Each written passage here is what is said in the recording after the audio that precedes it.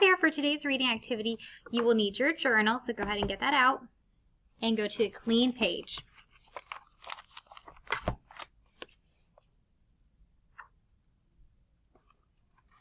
All right, if you need more time to do this, go ahead and pause the video.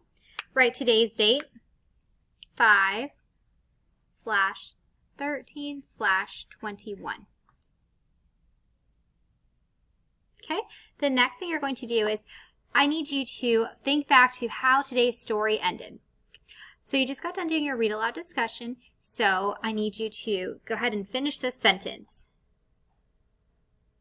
In the end of the story, comma, tell me what happened in the end of the story.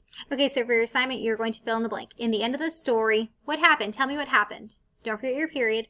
And if you'd like to challenge yourself, go ahead and write another sentence or 2 more sentences. Tell me what happened. Tell your teacher.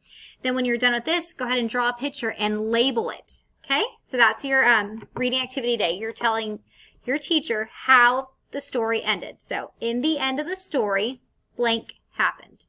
Okay? All right.